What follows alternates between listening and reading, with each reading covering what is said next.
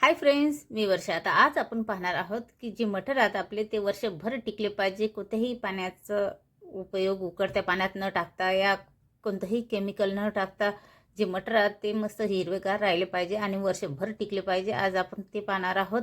तर चला, तर हे 1 किलो मटर मी शिलून घेतले आहे आणि हे तुम्ही जास्त बी घेऊ शकता. तर हे पंख्याखाली आपल्याला 20-30 मिनटं ठेवायचे आहेत, म्हणजे ते हवेच्या साहाय्याने मस्त असे सुकून जातील आणि त्याचा वलसरपणा जो आहे तो हाताला नाही लागला पाहिजे. तर असं चेक करून घ्यायचं मोठीमध्ये धरून छानी.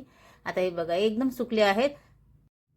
तर हे व्यवस्थित असे शिलून घ्यायचे, म्हणजे जे छोटे या पिवळे पडलेले या खराब झालेले ते मी साईडले काढले आणि हे जे हिरवेगार आणि चांगले मोठे मोठे ते एकाकडे काढले. तर हे एवढे निघले आहे. हे बघा, यामध्ये काही पिवळे आहेत, काही खराब बी झालेले आहे, ते साईडला काढून ठेवले मी. आणि आपल्याला वर्षभर टिकून आहे तर चांगलेच मटर घ्यायचे आणि ताजेच आणायचे. हे बघा, आता हे 15-20 मिनटं मस्त असे हे अर्धा तास मी पंख्याखाली ठेवले. एकदम यामध्ये काहीच वलसरपणा नाही, कारण की आपल्याला हे 1 वर्ष टिकून आहेत. शिलून घेतली की त्याला पंख्याखाली ठेवायचं. तुम्हाला 15 मिनटं लागू शकता, 20 मिनटं या अर्धा तास बी लागते. पण जोपर्यंत ते एकदम सुकत नाही, त्याचा वलसरपणा तुमच्या हाताला लागला की समजून जायचं याला आणखी पंख्याखाली ठेवायचा. एकदम कोल्हे खट लागायला पाहिजे आपल्या हाताला, थोडासा बी वलसरपणा नाही लागला पाहिजे. हे बघा, असं हाताला मुठीमध्ये पकडून बघायचं. आता याची आपण पॅकिंग करूया. तर हे पायपिंग बॅग घेतल्या मी 2. हे मोठ्या साईजच्या, तुम्हाला वाटलं तर छोट्या छोट्या घ्यायच्या. आणि याचे जे तोंड आहेत हे बंद व्हायला पाहिजे. तर हे 1 किलो मटरात तर हे दोन्ही बॅगामध्ये मला आता या टाकून देणार. तुम्ही माझ्या चॅनलला अजून सबस्क्राईब केलं नसेल तर प्लीज करा, बेल आयकॉनलाही प्रेस करा. हे बघा, हे अशा घेतल्या मी. याचे तोंड बंद होऊन जाता, हवा वगैरे नाही गेली पाहिजे. तर अशी बॅगा घ्यायच्या. आता हे थोड्या मोठ्या मोठ्याच होत्या घरामध्ये, तर हेच घेतल्या मी. तुम्हाला ते छोट्या छोट्या नसतात की ते घ्यायच्या तुम्ही. आता हे यामध्ये टाकून देते. आता हे 1 किलो मटरात तुम्ही जास्त पी असले तरी पण असे पूर्ण एका कपड्यावर आथरून द्यायचे, 4-5 किलो असले की. आणि पंख्याखाली व्यवस्थित लगेच सुकून जाता मग ते.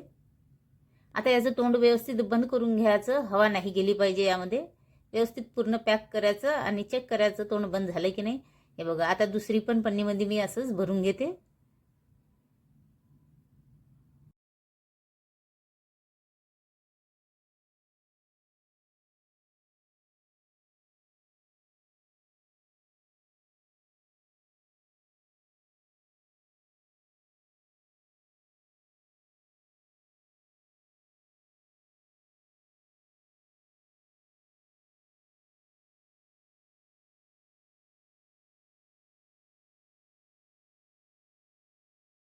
आता दोन्ही पायपिंग बॅगमध्ये मटर भरून घेतले आहे. तर तुम्ही पण या पद्धतीने करा आणि व्यवस्थित तोंड बंद करून घ्यायचं.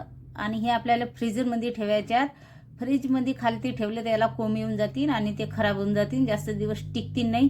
वर ते फ्रीजरमध्ये ठेवायचं आहे. तर फ्रीजरमध्ये ठेवले की त्याला कोंब येतील नाही, जास्त दिवस टिकतील, हिरवेगार राहतील. तर नक्की हे असे मटर तुम्ही साठवा, वर्षभर टिकतील.